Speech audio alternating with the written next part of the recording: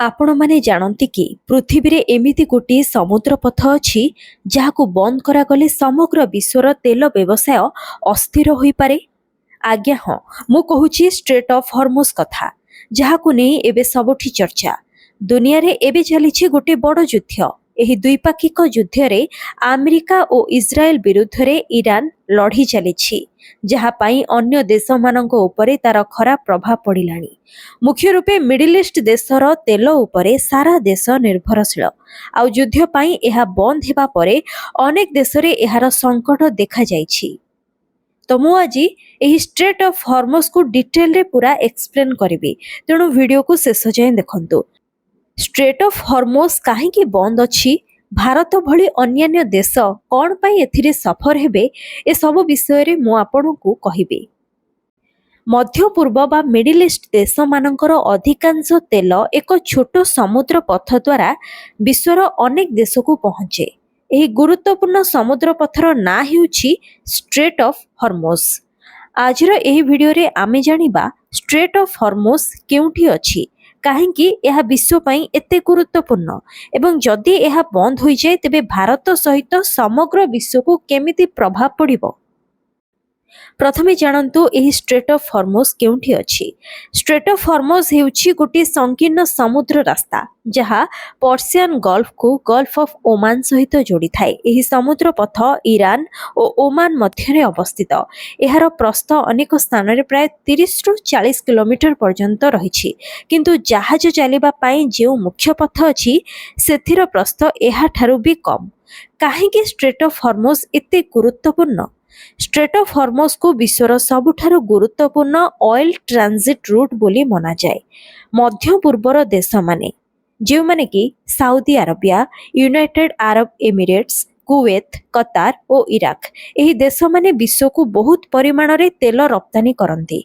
आउ एही तेल टैंकर जहाज माने प्राय समस्ते स्ट्रेट ऑफ हॉर्मुज द्वारा यातायात करिथांती। आनुमानिक भावे विश्वर प्राय 20% तेल एही एकमात्र समुद्र रास्ता द्वारा जाय थाए।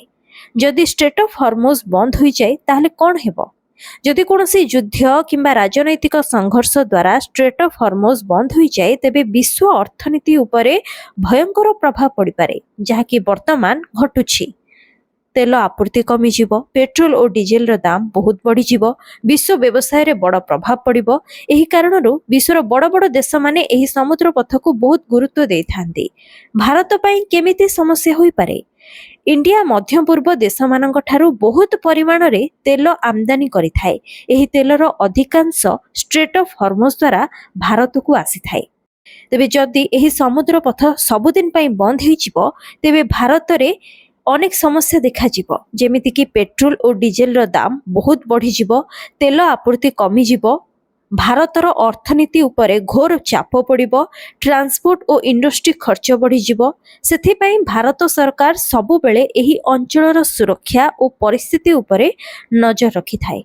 वर्तमान परिस्थिति रे ईरान काहेकि स्ट्रेट ऑफ हॉर्मुज कंट्रोल करबा को चाहुछि? स्ट्रेट ऑफ हॉर्मुज उपरे ईरान रो भौगोलिक अधिकार रहिछि। स्ट्रेट ऑफ हॉर्मुज हेउछि विश्वर सबुठारु गुरुत्वपूर्ण समुद्र पथ मानक मध्यरु गोटिए। पर्सियन गल्फ को गल्फ ऑफ ओमान सहित जोड़िथिबा एही समुद्र पथर दुई पार्श्व रे ईरान और ओमान रहिछि। एही कारणरू एही अंचलर अनेक भाग ईरान रो टेरिटोरियल वाटर भितरे पड़े। एहा ईरान को एक भौगोलिक भावरे बड़ एक लाभ देई थाए। सेथिपाई ईरान कहे जे एही अंचलर सुरक्षा और नियंत्रण रे तांकर भूमिका अधिक रहिछि। वर्तमान युद्ध और राजनैतिक झड़ वर्तमान मध्य पूर्व रे बड़ युद्ध चली, विशेषकर यूनाइटेड स्टेट्स और इस्राएल सहित ईरान नो द्वंद्व बढ़ी चली। एही कारणरू ईरान कहूछि जे स्ट्रेट ऑफ हॉर्मुज तांकर सुरक्षा पई एक स्ट्रैटेजिक अस्त्र।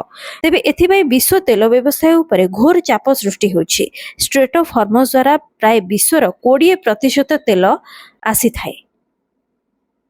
ଏହାର ଅର୍ଥ ଯଦି ଇରାନ ଏହି ପଥକୁ ବନ୍ଦ କରିଦିଏ ତେବେ ତେଲ ଦାମ ବହୁତ ବଢ଼ିଯିବ, ବିଶ୍ୱ ଅର୍ଥନୀତି ଅସ୍ଥିର ହୋଇଯିବ।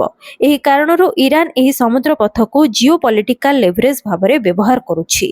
ଇରାନ କିପରି ଷ୍ଟ୍ରେଟ୍ ଅଫ୍ ହର୍ମୋଜ କଣ୍ଟ୍ରୋଲ କରୁଛି? ଇରାନର ସେନା ଏହି ଅଞ୍ଚଳରେ ପ୍ରକୃତରେ ବହୁତ ସକ୍ରିୟ ମାତ୍ରାରେ ଅଛନ୍ତି। ଇରାନର ଇସଲାମିକ ରିଭଲ୍ୟୁସନାରୀ ଗାର୍ଡ କର୍ପସ ନାଭି, ଯାହାକୁ IRGC କୁହାଯାଏ, ସେମାନେ କହିଛନ୍ତି ଯେ ସେମାନେ ଏହି ସମୁଦ୍ର ପଥକୁ କଣ୍ଟ୍ରୋଲ କରୁଛନ୍ତି। ଏବେ ଇରାନ କେଉଁ ଉପାୟରେ ଏସବୁକୁ ନିୟନ୍ତ୍ରଣ କରୁଛି ଜାଣନ୍ତୁ। ପ୍ରଥମରେ ତ ନାଭାଲ ମାଇନ୍ସ, ସମୁଦ୍ର ମଧ୍ୟରେ ମାଇନ୍ ଫିଟ୍ କରୁଛି ଯାହା ଜାହାଜକୁ ଧ୍ୱଂସ କରିପାରେ। ଦ୍ୱିତୀୟରେ ମିସାଇଲ ସିଷ୍ଟମ୍ସ, ଇରାନ ସମୁଦ୍ର କୂଳରେ ଆଣ୍ଟିସିପ୍ ମିସାଇଲ ଲଗାଇଛି। ତୃତୀୟରେ ଫାଷ୍ଟ ଆଟାକ୍ ବୋଟ୍ସ, ଛୋଟ ଏବଂ ତୀବ୍ର ଗତିର ନୌକା ଦ୍ୱାରା ଜାହାଜକୁ ଘେରି ଧମକ ଦିଆଯାଉଛି। ଚତୁର୍ଥରେ ଡ୍ରୋନ୍ ଏବଂ ମିସାଇଲ ଆଟାକ୍, କେତେକ ଜାହାଜ ଉପରେ ଡ୍ରୋନ୍ ଓ ମିସାଇଲ ଆକ୍ରମଣର ଆଶଙ୍କା ମଧ୍ୟ ରହିଛି। ଫିଫ୍ଥରେ ରହିଛି ଇରାନର ମୁଖ୍ୟ ଉଦ୍ଦେଶ୍ୟ, ଯାହାକି ଷ୍ଟ୍ରେଟ୍ ଅଫ୍ ହର୍ମୋଜକୁ ସମ୍ପୂର୍ଣ୍ଣ ରୂପେ ନିୟନ୍ତ୍ରଣ କରିବା। ଇରାନ ଷ୍ଟ୍ରେଟ୍ ଅଫ୍ ହର୍ମୋଜ ଉପରେ ନିୟନ୍ତ୍ରଣ ଦେଖାଇ ମୂଳତଃ ତିନୋଟି କଥାକୁ ପ୍ରମାଣ କରିବାକୁ ଚାହୁଁଛି। ପ୍ରଥମରେ ଆମେରିକାକୁ ଚାପ ଦେବା, ଇରାନ ଦେଖାଇବାକୁ ଚାହୁଁଛି ଯେ ଯଦି ତାଙ୍କ ଉପରେ ଆକ୍ରମଣ ହୁଏ ସେମାନେ ବିଶ୍ୱ ତେଲ ବଜାରକୁ ସମ୍ପୂର୍ଣ୍ଣ ରୂପେ ବନ୍ଦ କରିପାରିବେ। ଦ୍ୱିତୀୟରେ ନିଜ ସୁରକ୍ଷା, ଇରାନ କହୁଛି ଯେ ଏହା ତାଙ୍କର ସୀମା ସୁରକ୍ଷା ପାଇଁ ଏକ ବଢ଼ିଆ ଉପାୟ। ତୃତୀୟରେ ବିଶ୍ୱକୁ ଦେଖାଇବା, ଇରାନ ଚାହୁଁଛି ଯେ ସମଗ୍ର ବିଶ୍ୱ ବୁଝନ୍ତୁ ଯେ ମଧ୍ୟ ପୂର୍ବରେ ତାଙ୍କର ମଧ୍ୟ ଏକ ବଡ଼ ଶକ୍ତି ରହିଛି।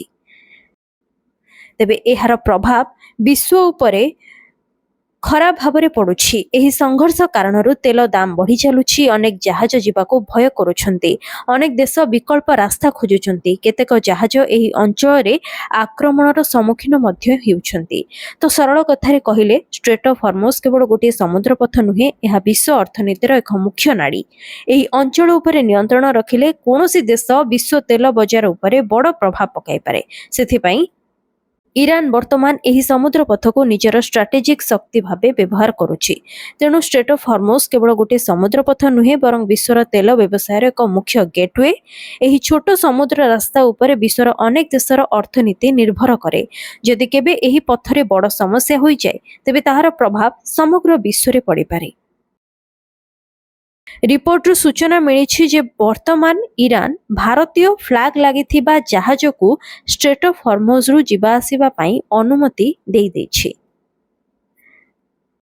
ତ ଆପଣ ଏବେ ଷ୍ଟ୍ରେଟ୍ ଅଫ୍ ହର୍ମୋଜ ବିଷୟରେ ସବୁକିଛି ଡିଟେଲରେ ଜାଣିସାରିଥିବେ। ଆଜିର ଏହି ଇମ୍ପୋର୍ଟାଣ୍ଟ ଭିଡ଼ିଓଟି ଆପଣଙ୍କୁ କିଭଳି ଲାଗିଲା ମୋତେ କମେଣ୍ଟରେ ନିହାତି ଜଣାଇବେ। ଭିଡ଼ିଓଟି ଯଦି ଆପଣଙ୍କୁ ଭଲ ଲାଗିଥାଏ ଭିଡ଼ିଓକୁ ଲାଇକ୍ କରନ୍ତୁ ଏବଂ ଖୁବ ମାତ୍ରାରେ ସେୟାର ମଧ୍ୟ କରନ୍ତୁ। ଦେଶ ଦୁନିଆ ସହ ଜଡ଼ିତ ଏଭଳି ଅନେକ ଇନଫର୍ମେଟିଭ୍ ଭିଡ଼ିଓ ଯଦି ଆପଣ ଦେଖିବାକୁ ଚାହୁଁଛନ୍ତି ତାହେଲେ ଏବେ ହିଁ ମୋ ଚ୍ୟାନେଲକୁ ସବସ୍କ୍ରାଇବ୍ କରନ୍ତୁ।